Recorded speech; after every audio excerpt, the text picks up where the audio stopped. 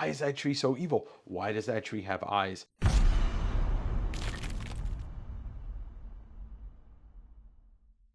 Hello there, friends. Welcome back to another West Coast Davengers. I'm your host, Dave. Today I'm going to bring to you a video about Berni Wrightson, the master of the macabre, and one of my favorite artists, and one of your favorite artists. But before we get started, a few things. Comment down below if there was a cover that you love that I didn't show off. Hit the like button and subscribe if you are new to the channel. And if you're not, hit the bell so you get notified. I go live every Wednesday, and then every Sunday I drop a new video. I have a podcast called Direct Edition. Lots of comic interviews over there, lots of interviews with musicians, and soon to be a lot of different interviews on there. It is a podcast about nothing and everything. That's the tagline. So, Berni Wrightson, he is one of my favorite artists. I think he is one of the greatest artists of all time, not just in comics, just in general. You know, I looked at his work a lot, but I never really started collecting it until about a couple of years ago. And now I'm, on a mission to kind of have everything that I can find. So I wanted to bring you a top 10 video of the covers that I think you should have in your collection. Before we get started with that, thank you for stopping by, and here we go. All right, friends, you know what we're talking about here. You know who we're going to be looking at, and that is the legendary Berni Wrightson. And this book, which is the FPG book that came out a couple years ago, it's all the trading card art and all the different horror art he did for FPG. Great book, but we're talking about iconic comic book covers today. In my opinion, the top 10 greatest Berni Wrightson covers of all time. Now, there's going to be two little asterisks. One is, it's my opinion, so there you go. Two, there is one missing from here that I thought I owned a copy of, and lo and behold, I didn't. And that is, you'll see on the screen right now, House of Secrets number 103. The great cover of, I don't know if it's supposed to be Abel or Cain, I forget which one's which, or if it's just a horrified guy with the last remaining piece of a candle on his fingertips, but that would have been in my top 10 regardless. And then let's do a special honorary special mention here for Batman number 241. Now, Dave, why are you putting this book out here? Well, this is a cover by Neil Adams, inked by Berni Wrightson, and this is one of the most iconic Batman poses done by Adams. I mean, there are several because he is the kind of king of Batman artists. This is just a great cover, and I believe the interiors are also inked by, nope, it's Irv Novick, but this cover is Berni Wrightson inking Neil Adams, and just perfection in a Batman cover. So let's get started here. You're probably going to disagree with me with this being on the list, but number 10 is Three-Dimensional Seduction of the Innocent, which reprints some Golden Age stuff in here, Matt Baker art in the first page, but this is a brand new cover at the time by Berni Wrightson. First off, I'm assuming that Berni colored it because it looks like his work, but even not, just to be able to depict somebody who is being dragged down by a stone to the bottom of the water, drowning, hands tied behind the backs, like the anatomy on it's great, the flowing hair, the bubbles. It's a terrifying image, and I think it deserves some notice because I don't think a lot of people know about this book from Eclipse Comics. All right, next up, Twisted Tales number 2. First and foremost, Berni Wrightson is a horror artist. Now, what is more horrific than a man with a bunch of severed heads and severed hands strung around his back chasing after some young people with an axe? You don't even have to see this person. You see this, and you know the terror is real. Just absolutely love that cover. And I think, does Berni do the first story here? No, this is a Mike Plug colored by Steve Olive. But we're talking about covers here anyway, so what does it matter? Twisted Tales number 2. Severed Heads by Berni. There's that classic image of the heads on the fences. I'll put that on the screen too. Kind of maybe the same story. This is one of 2 Marvel pieces that are on this list. I guess technically 3, but you'll see. This is one I didn't discover until later on in my collecting of Berni, was this Gargoyle miniseries. He only did the cover for number 1. That's all you really need to sell a number 1, right? A gargoyle in the rain painted, I guess. It looks like a painted cover by Berni Wrightson. The rain coming down. He's probably using some technique with the scratching. I believe I saw this original artwork at OAX. If not, maybe I saw it up on Comic Art Fans recently. He doesn't do the interiors. Either way, a very effective cover, and just I think it goes in the pantheon of Berni Wrightson covers. Now, you could make a case for every single House of Mystery and House of Secrets book that Berni did a cover for could be on a top 10 list. Like I said, that House of Secrets number 103 I don't have a copy of, but I do have this House of Mystery 214 with the voodoo guy with the faces on the fingertips. Just absolutely terrifying. This is actually a signed copy that I got in a collection of Berni books. Just, it really sticks out. The way that he did textures on skin or just textures in general, you can just, his lines, the line work really gives a weathered look to this voodoo priestess's skin, and hiding behind his hand with the faces. Just, yeah. All right, now this is pretty much a classic that everybody that wants to collect Berni Wrightson either has or has on their want list. That is House of Mystery number 195, the Bat Out of Hell cover, which, I mean, do you really need to say anything more than the title and show off the image? But what's important about this book too, there is a proto Swamp Thing story in here where this came out before him and Len Wein put out House of Secrets 92, and as you can see right there. But anyway, this one really stands out, and the cover is just great. I mean, if only they had let Berni do a Batman book where he fought Man-Bat and Man-Bat looked like that. So yeah, shout out to my homie Dave Correa. Dave Correa also absolutely loves this cover. House of Mystery issue number 217. What's creepier and spookier than a tree eating a child? And me and Dave have talked about how, like, is this a girl and is that her brother? Or is she like, did she see the tree and just be like, well, I never liked you anyway, and just let the tree, but why is that tree so evil? Why does that tree have eyes?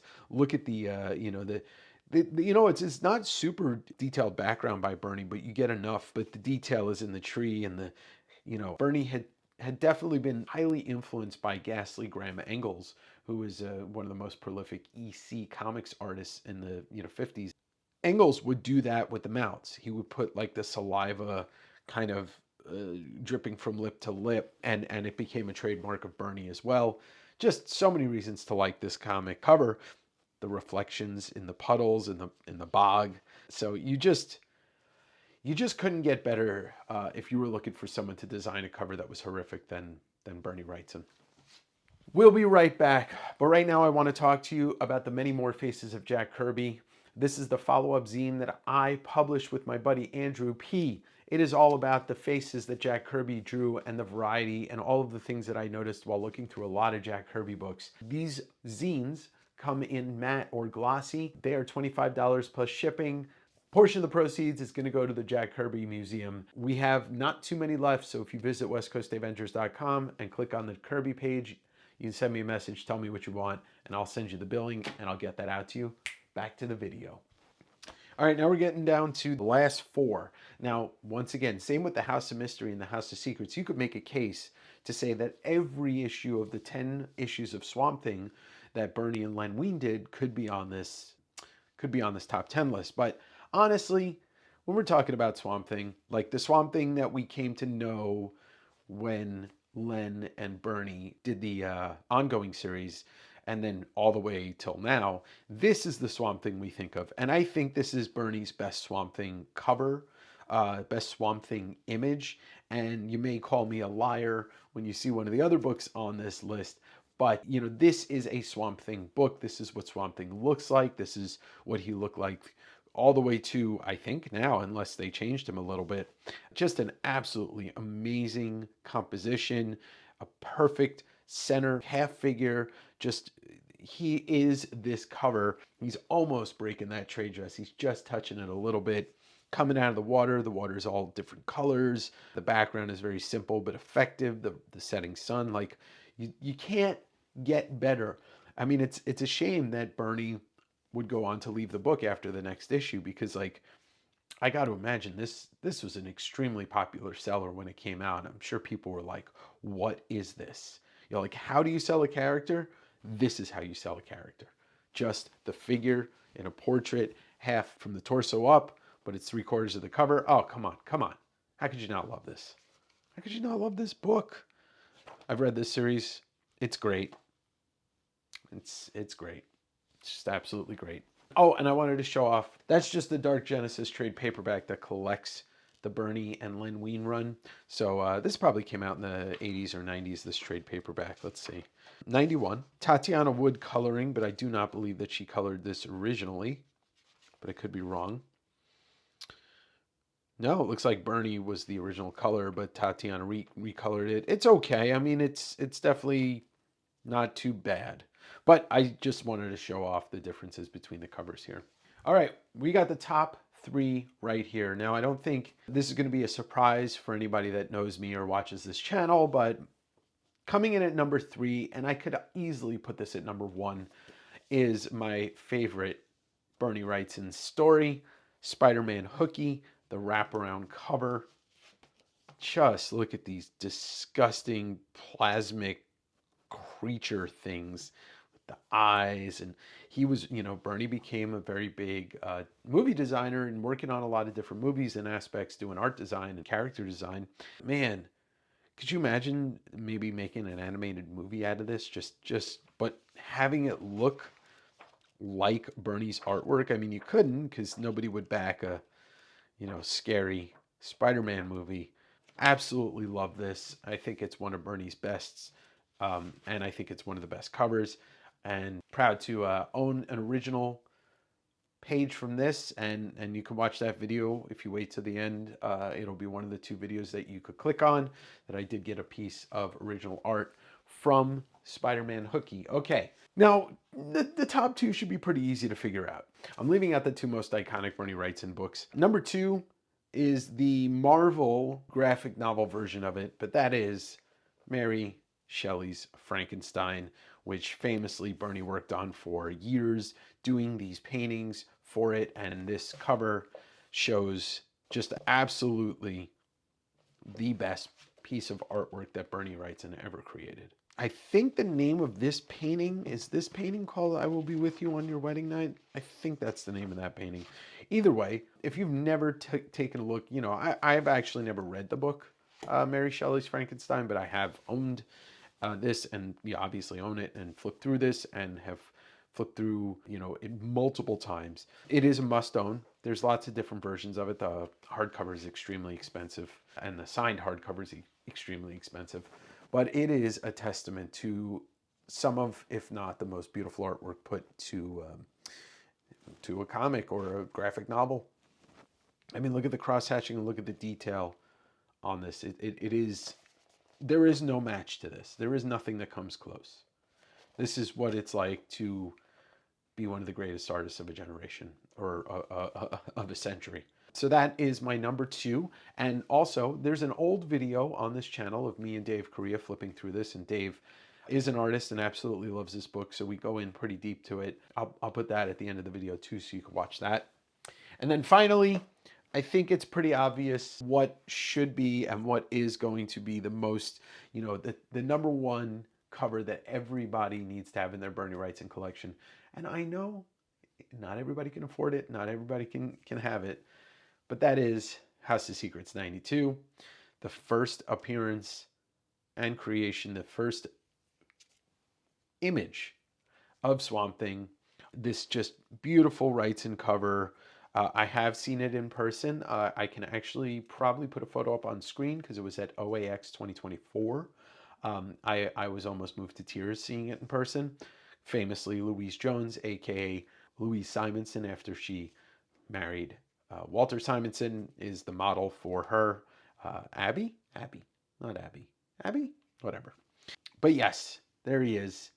So, and that's what I was saying, like, if you look at him on that creation, in that first cover, and then you look at him, 11 issues, or continuity wise, 10 issues later or whatever, it's two different looking characters. Yeah, I just couldn't in good conscience say that there's a better Berni Wrightson cover. Maybe not the best artistically, even though I'd, seeing it in person, I'd say it is. But I've never seen any of those Frankenstein pieces in person. It's iconic.